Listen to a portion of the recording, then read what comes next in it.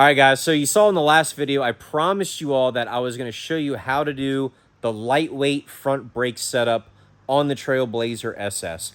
I call it a lightweight front brake setup. It's definitely a lot lighter than the factory Trailblazer SS front brakes. The better part about this is it's actually budget friendly because it uses all OEM parts. So let's go ahead. Let's show you what we did here.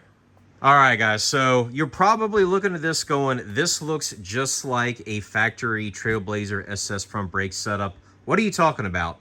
So, guys, a quick little, I guess, history lesson on Trailblazer brakes. So, you guys know maybe that Trailblazers came in two different lengths. So, they came in the shorter one, and then the one that's got, like, the full door and the axles, you know, farther back. It's got a longer wheelbase. The Trailblazer SSs and those bigger Trailblazers actually run a taller diameter brake rotor, and then it uses a steel brake caliper, you know, of course, also steel caliper bracket. So with these factory calipers being steel and just, you know, the real tall, big diameter rotor, it makes for a very, very, very heavy front brake setup. Of course, we do a lot of drag racing with this Trailblazer SS, so trying to get some nose weight off of this thing has been a little bit of a struggle. So what we did is we kind of came up with a thing, and doing a little bit of homework here, I wanted to figure out how to get some nose weight off of this this truck without breaking the bank. I wanted to do this kind of budget friendly and something that literally that would just kind of bolt on the spindle.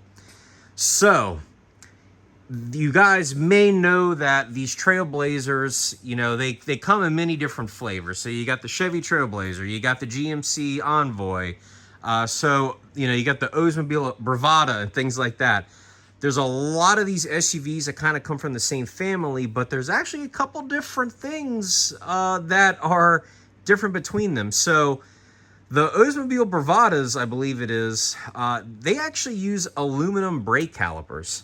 So instead of, you know, having that factory super heavy Trailblazer SS brake caliper, we went ahead and got some of these Oldsmobile Bravada aluminum jobs, got it directly off of Rock Auto. They're super, super cheap. And that was step number one to shaving some weight. So instead of, you know, again, having these heavy steel ones, we now got aluminum ones. We got different caliper brackets. So I didn't want to just stop at the weight savings with the caliper.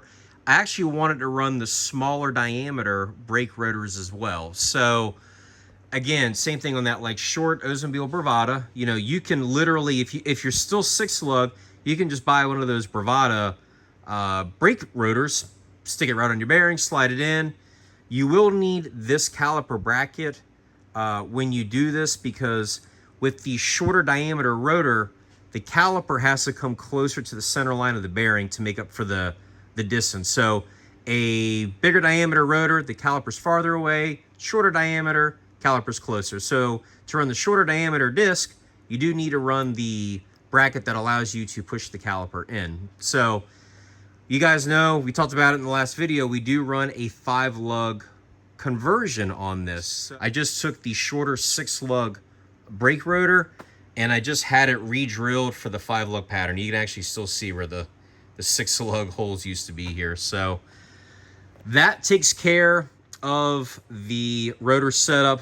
The one catch is on the 5-lug S-Series bearings that we run, so this isn't a concern if you're running the 1320 wheels bearings. If you do run the S10 bearing like we talked about in the last video, the hub of the bearing here is actually a smaller diameter than the index of the caliper. So basically what I've gotten here is I've got a little ring that's machined that slides over the bearing hub, and then the rotor slides on and it just indexes off of that. So it's still centric off of that. It basically slides right on the studs. But again, guys, these rotors, Oldsmobile parts, believe it or not, I just painted them black. So aluminum caliper, we've got the bracket that moves the caliper closer to the center line of the wheel, and we run the shorter diameter rotor that you can find, again, on either a conventional Trailblazer. And then we'll talk about the back here while we're doing this. So these are not Trailblazer parts at all whatsoever. So I'm actually running a Ford 9-inch housing end on my rear end, and these are just basically 9-inch Ford brakes. So if you guys are interested in how to run 9-inch Ford bearings, 9-inch Ford housing ends, 9-inch forward axles, and why you would even want to do that. I'll put a link down below on our axle conversion deal, and it'll make more sense if you watch that video. But basically going to this, you know, we've got, of course, a steel rotor, aluminum hat, and a real lightweight aluminum caliper. So I lost a lot of weight on the back brake setup as well. So that's the brake setup that I run on this thing. Again, I really don't talk about it too much, but I figured, you know what? Want to help some guys out. I know a lot of guys are trying to shed some weight, and without spending a whole bunch of money on some aftermarket brakes, granted, they are all nice. There's a lot of good options out there.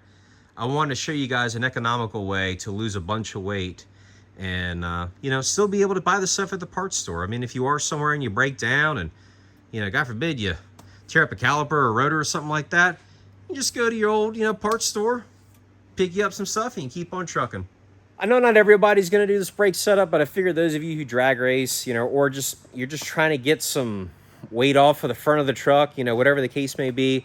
I hope you guys found this video helpful. Guys, if there's anything else that y'all want to know as far as weight reduction on these trucks or anything that you've got a question about on mine here, drop a comment down below. Let me know.